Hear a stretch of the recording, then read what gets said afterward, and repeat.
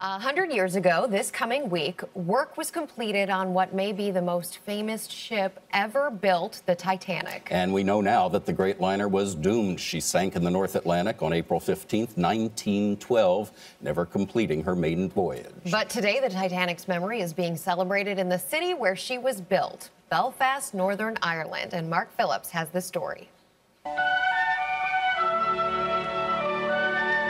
When the Titanic departed the Belfast shipyard where she was built, she was already a big story. She still is 100 years later.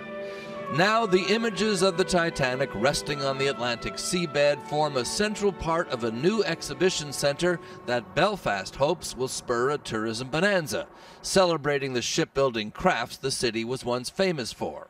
Susie Miller's great-grandfather worked on the ship's engines and then sailed on her and died when she went down.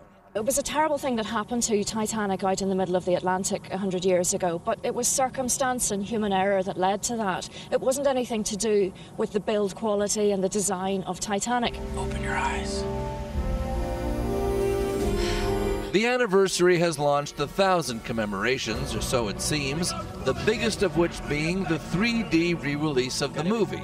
Some have called the relaunch a cynical ploy, but its director insists his motivation was more than profit. There's always going to be people that can piss in the soup of anything good. But frankly, I think that remembering Titanic, remembering the history, that's what the film was there for. That's why I made it. 100 years later, and Titanic is still a great tragedy and a great story. For This Morning Saturday, I'm Mark Phillips in London. Such a cool story. It really is. And by the way, I am heading to Knoxville to the original Titanic Museum here in the United States this week. We'll show a little of that next week. Funny place for a Titanic museum. But it's a great one from what I've heard.